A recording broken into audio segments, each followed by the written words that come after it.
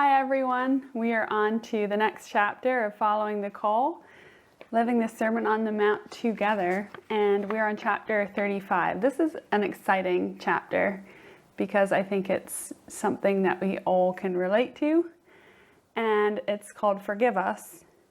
And the text today is, and forgive us our debts, as we work through the Lord's Prayer here.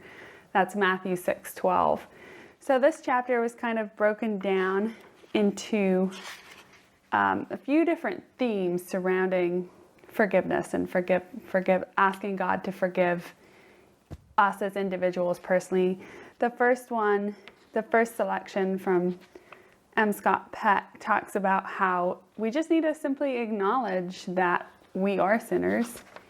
And the second section kind of relays the story of the prodigal son and how we're so silly in the expectations that we tend to have that we don't deserve forgiveness, or somehow in this mindset that we need to repay our debts, which I think is good, but at the same time just kind of underlining the amazing nature of forgiveness, of God's forgiveness to us that is so undeserved but so freely given.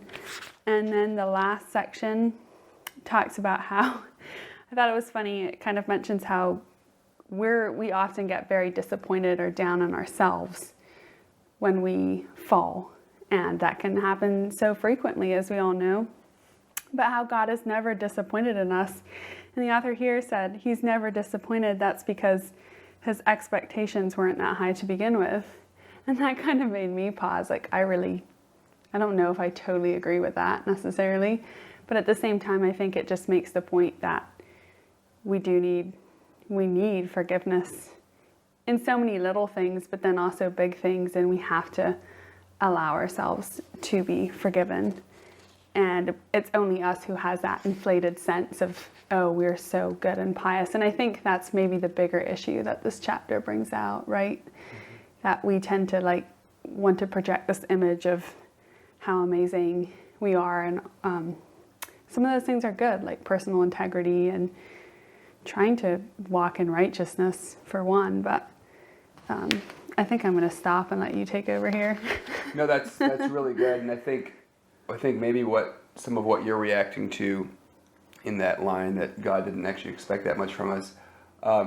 In a way, it's true, but in another way, it can be used as an excuse for sinful behavior on our part, yes. and what Dietrich Bonhoeffer calls cheap grace, where Exactly. we just expect God's forgiveness. And yes, we need to accept that we are sinners, that we sin every day, but that recognition shouldn't just be just a recognition without any sense of, as M. Scott Peck puts it, contrition, right? Which is a painful awareness of our inability to measure up to what God expects of us. And I think that's a very healthy feeling to have. It's not in the sense of beating up on ourselves, mm-hmm. but true repentance is going to not be necessarily a pleasant experience, right? Because we have to face who we really are as people, and we only need to read the gospel and the accounts of forgiveness. I'm especially thinking of the story of the Pharisee and the tax collector in the temple praying, and how the tax collector beat his breast and wept and mm-hmm. said, "Have mercy on me, a sinner." Also, again, how Peter wept when he denied Jesus, and many more instances. Paul, when he writes to Timothy, he says, "I am the worst of sinners." This is not just a intellectual recognition. There's a emotional, spiritual component to this that I think it's really important to recognize, that we should have sorrow when we offend mm-hmm. God. Yes, and as a bunch of these authors point out, to understand fully how we will always be indebted to God, and to have that humility to see that, and honestly, to me, to know that Peter denied Jesus that many times. That's like, whoa, what do I do? You know, that's a lot worse. And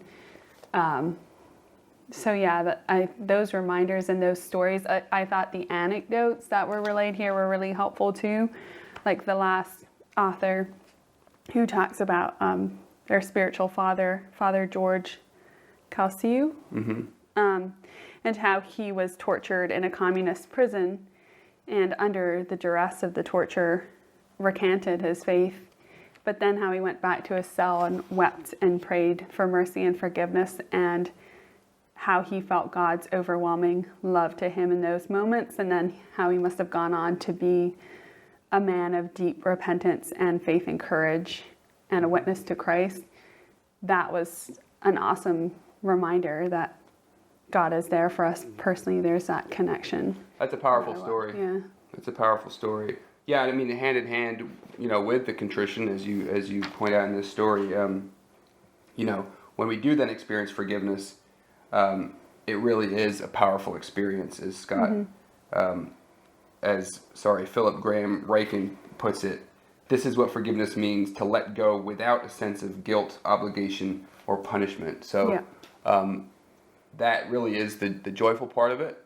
It doesn't come for free. And that's the important thing to remember every day as we say this prayer. Forgive us our debts, that we're really aware of our debts, and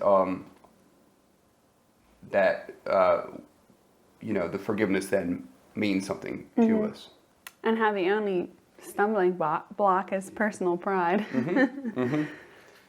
Yeah, it is. As Doreen said at the beginning, probably one of the most like a cornerstone of our faith, definitely of our life together here in community. This forgiveness, this constant recognition that we are in need of grace, and that as individuals we're really not fit to live together. But it's through that recognition, painful at times, that we're able to continue on joyfully and living together. So hopefully you also find encouragement in these writings, and would love to hear your thoughts as ever in the comments. Thanks so much.